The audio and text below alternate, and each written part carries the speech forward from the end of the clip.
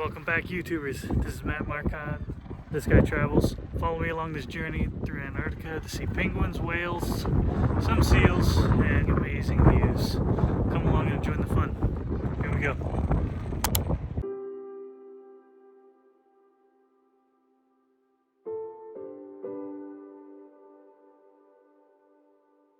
We begin the journey from the southern tip of Argentina in Ushuaia.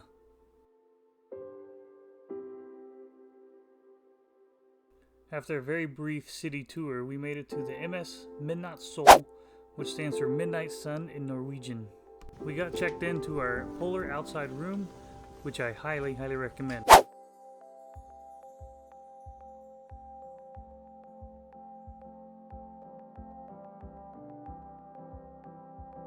After unpacking, I went up to deck 9 to start exploring around. I was excited to find a hot tub. I got really excited when I saw the doors closing because it was time to set sail.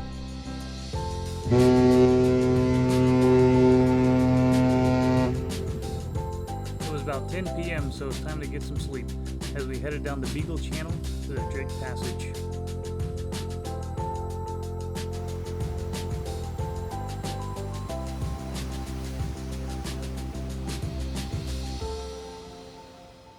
It was named after Sir Francis Drake, an English privateer from the 1500s. The shortest route to cross is 500 miles from the tip of South America to the Antarctic Peninsula. And I highly recommend to stock up on seasickness pills or sea bands because you can get the Drake Shake or you can get the Drake Lake. During the days at sea, you attended mandatory briefings that talked about safety, keeping Antarctica clean, breaking us up into groups and getting our rubber muck boots, and most importantly talking about IATO, which stands for International Association of Antarctica Tour Operators. So after crossing the Drake Passage, we've arrived at our first landing point, which is a surprise to everybody. It's the Henrik Arkowski Poland Research Station here on King George Island of South Shetland Islands. And I told us about this yesterday after a 4-hour delay with kind of a search and rescue mission to help the Chilean government look for a fallen plane that happened a week or two prior, C-130. Tons of penguins will be on here, so let's go take a look, see you on the ground. When they called your group number, you quickly got ready and headed down to the Zodiac boats to board for your landing. Each group was named after an Antarctic animal, mine being the light-mantled sooty albatross. Hello! Welcome to Artoski. More importantly, welcome to Antarctica. On landing, the expedition team explained the boundaries of where we could and could not go because of penguins and whale bones. The main building looked like an old mountain lodge, where I wanted to sit and drink some hot cocoa, but instead we all sent out postcards to loved ones.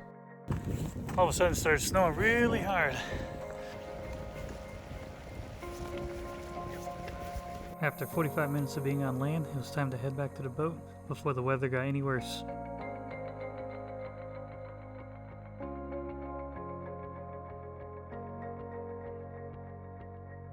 Along this journey, after returning from land, you go through a process of cleaning your boots, which is through a car wash-like contraption, and then you step through a disinfectant chemical to make sure all bird poop or any other germs come off. Once that process is complete, they can scan you back in. It is known that Antarctica is the driest place on Earth. However, in the Antarctic Peninsula, it can snow more there than anywhere else. Just before calling it a night, we look out our window to see an amazing sunset. Mind you, it's about 11 o'clock at night. The next stop on this journey brings us to Yankee Harbor. It was discovered by American sealer Nathaniel Palmer in 1820. It sits in Shop Ski Cove between Glacier Bluff and Spit Point. We couldn't ask for better weather. Seas were calm and the sun was bright. We would soon be greeted by Gentoo penguins and elephant seals. These seals are the largest of them all, weighing up to 8,500 pounds. And here's a fun fact, they will kick up sand on their body to act as sunscreen.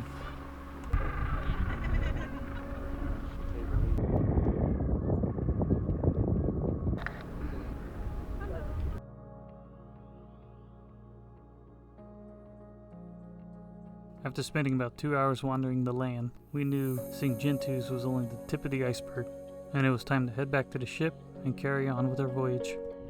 Today was supposed to be landing at Brown Bluff, which is right behind me. Mother Nature and sea ice had other plans for us. We docked in the bay off of Antarctic Sound by the continent of Antarctica. Did a bunch of cruising today and checked out icebergs, penguins. Kind of chilly. Here, have a look. Most days you would have landings and Zodiac boat cruising around glaciers and looking for wildlife. Today, however, was mostly glaciers and icebergs. And let me tell you, these icebergs were 10 to 20 meters high, and getting too close can be nerve-wracking because typically 80 to 90% is underwater. This is A68. Since we couldn't make landfall, the captain decided to seek out what is believed to be the biggest iceberg in the world. When it broke off the Larsen Sea ice shelf, it was 2,300 kilometers and weighed 3 trillion tons, which makes it bigger than Rhode Island and Delaware combined. Fast forward to present day and there's a few more chunks broke off of it. Soon it'll float up the Weddell Sea to Iceberg Alley in the South Atlantic Ocean.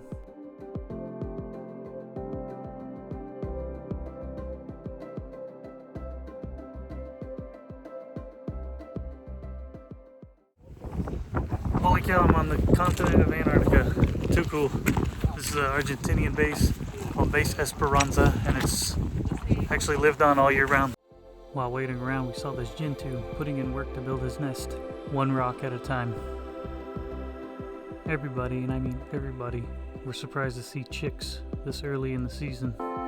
They were only just a few days old. Finally, our tour guide would arrive. Just kidding, not him. This guy. He explained life on the base, showed us the museum, which had a lot of ancient artifacts. Then we continued on to the place of worship. It was really cool to see their culture and how they live. As we were leaving, these Adelie penguins felt the need to come say goodbye. Next up, we would arrive in Deception Island, which to me looks like a neck pillow. We would make 2 stops here. It has a very unique entrance because you need to hug the right wall instead of the left wall because of a previous accident.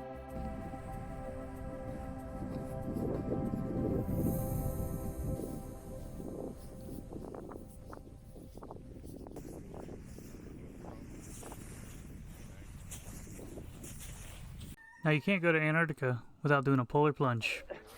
Don't mind my dad bod.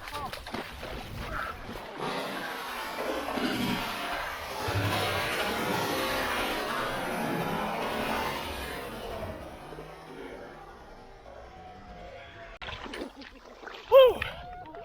This is actually the caldera of a collapsed volcano.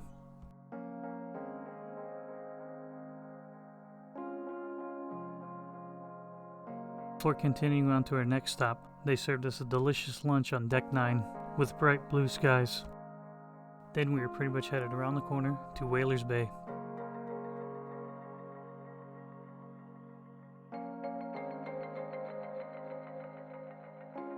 On this landing, you had the choice of going to see the ruins to the left, or go take a hike to Neptune's Window to the right.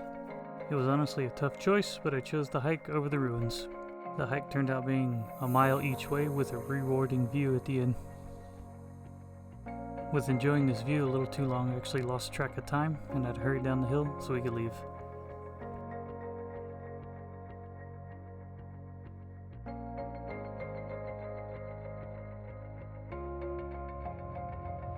Next up, we arrived in Neko Harbour, which would be one of my favorite spots on this entire voyage. On our way in, Mother Nature gave us a welcoming gift. Where? Look! Look! Oh. It was wild to see this mini avalanche, which echoed all the walls around this bay.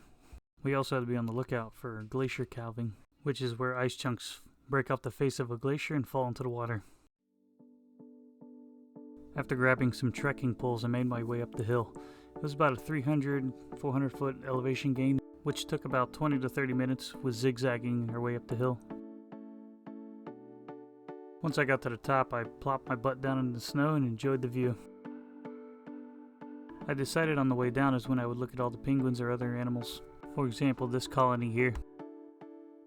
Here's a fact I didn't know about the penguins. They would only build their colonies and nests on exposed rock, never in the snow. Penguins always had the right of way.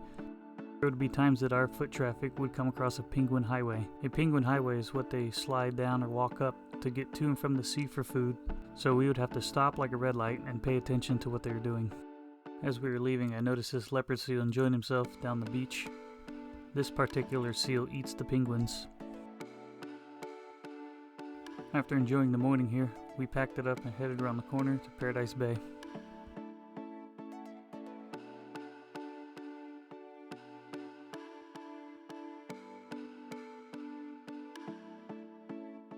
Upon entering the bay, there was a small Argentine base to greet us.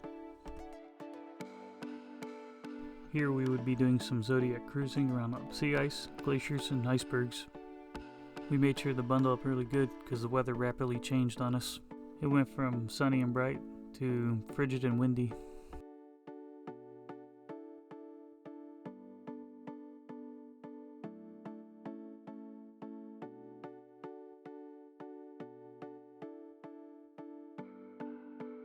Next up, we were brought to a 2-kilometer long island called Danko Island. It was believed to have been found between 1897 and 1899. It was definitely a daily routine to get a hike on. It's probably a good thing since all the buffets we've been enjoying. It was around this point that I started to notice that we looked like a bunch of red ants walking on these trails. We zigzagged our way about 400 feet up. I came across this penguin egg that a scuba bird got a hold of. Here's some more fun facts about gentoos. They are the third largest of all penguin species. They can live to the age of 20. They can weigh up to 18 pounds. They will travel up to 26 kilometers away from their colony for food, reaching 36 kilometers per hour in the water. Lastly, they may look cute and cuddly, but they smell bad. On the way down, we had the opportunity to slide down like penguins. It was so fun, I ran up the hill and did it twice. However, I forgot to tilt my camera forward. Here's a good view of that trail I was talking about, and then to the right you can see her by sliding down.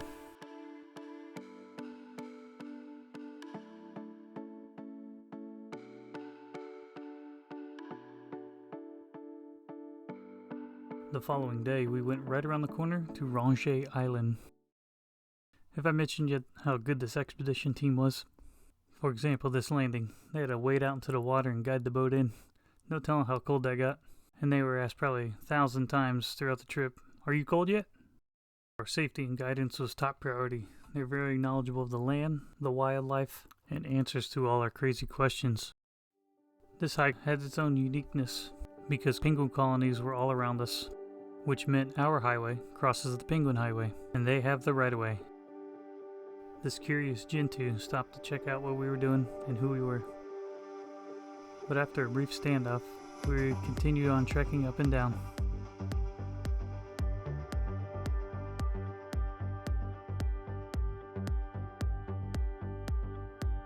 This gentoo felt like the other one was getting too close, while these three stood proud with their beaks in the air.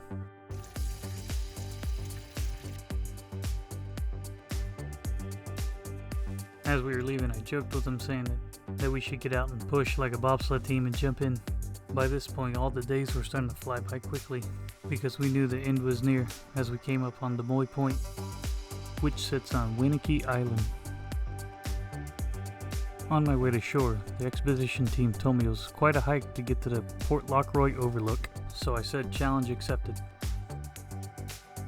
I grabbed some trekking poles and I was out like a bat out of hell. I looked up the first hill and saw I had my work cut out for me getting around all these people. They mentioned it was a 45-minute hike roughly. Those who are wondering, Port Lockroy is a bay that was discovered in 1904 named after Edward Lockroy, a French politician, but it gets its fame because in 1996, the United Kingdom turned it into a post office and museum, making it the southernmost post office in the world. About 2/3 the way in, we run into this old Argentine transfer station. It's not used much anymore present day. However, the penguins have taken a liking to it by living underneath it and around it. See the red speck at the top of the hill? That's where I'm headed. I had made really good time, Even the expedition team was very impressed. However, I was huffing and puffing and catching my breath, but at the same time I was enjoying the view. The guide was informing me that they would land uphill and then take off downhill when delivering supplies to Port Lockroy. It seemed like I had just blinked and it was time to head back. My group was one of the very last ones to leave the island, so it was good because I got to take as many photos as I want without people in it, just penguins. When I returned to the Zodiac boat, I saw they needed a little help putting things away, because the sooner we packed up, the sooner we were back on board. Tonight was a special night because it was Christmas Eve and the Norwegians celebrate with a big dinner.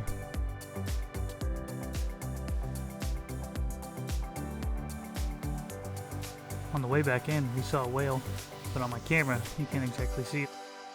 I apologize now for no Christmas footage, but the Norwegians celebrated in good style with carolers and a giant feast. Merry Christmas, everybody! Little did I know, this Christmas would be one of the most epic ever, maybe. It started off with this gorgeous view of the entrance of the Lemire Channel. However, due to sea ice, we weren't able to go through it, so we just sat here and enjoyed the view. Just hours later, I got to see orcas in the wild for the first time in my life.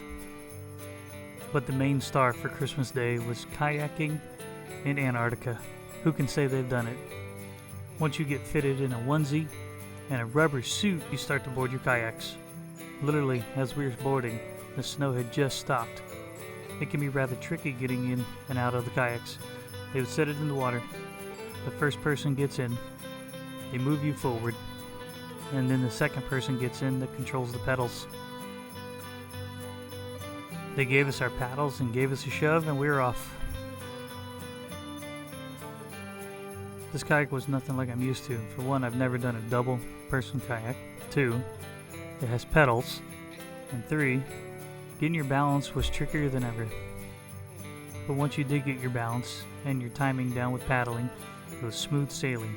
Or should I say, kayaking.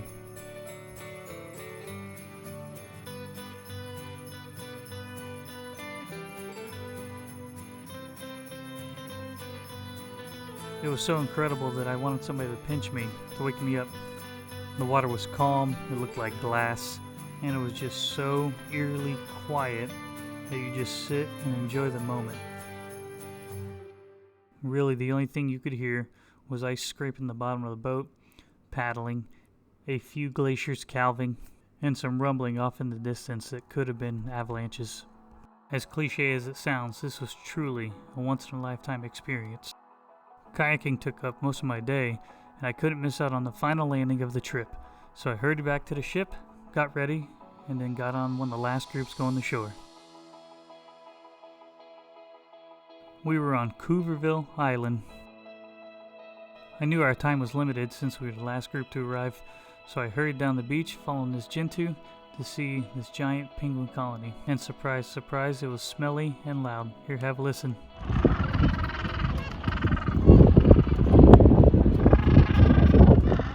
To finish this off, of course I'd have gone one more hike, and I'm happy I did too, because look at this stunning view. Here's a little known fact, this trip was actually my honeymoon my wife and I saved up for, and we could not have asked for a better trip. Look at this little friend confused. It mistakenly thought our footpath was the Penguin Highway. It was probably thinking, why are these humans on my path? After looking around scoping out the terrain, went back the other way, and then slid down the hill to the sea. I started to make my hike back down to the boats. Knowing this was my last time on land in Antarctica, I felt like this penguin. Before leaving the Antarctica Peninsula, we would stop in Fournier Bay for some glacier cruising. Our glacier cruising was a little lackluster because we weren't lucky enough like the other boats to see whales. We zoomed around for about an hour or more before heading back to the ship and packing it in. That evening we'd head north and begin our 2-day journey across the Drake's Passage. As we pass this huge city block of an iceberg and make our way to the Drake's Passage, in Antarctica, you've been incredibly stunning. Watching penguins waddle their butts around, seeing the seals, the whales gracefully going through the water, and enjoying this trip with fun seeing and making new friends. You too, hope you enjoyed the ride and the show as much as I did. Comment, like, share, comment below. Let me know which part you like the most. And we'll see you in the next adventure. Love you. Peace out, YouTube. Since we made incredible time crossing the Drake, we got to view the bridge, and then we did a rare feat that not many ships get to do, and round Cape Horn. If you made it this far, thank you so much for watching. Hit that like button, subscribe, share with your friends and family this amazing journey, and I leave you with this. When standing on the South Pole, take a step to your left. In what direction do you go? Comment below with your answer.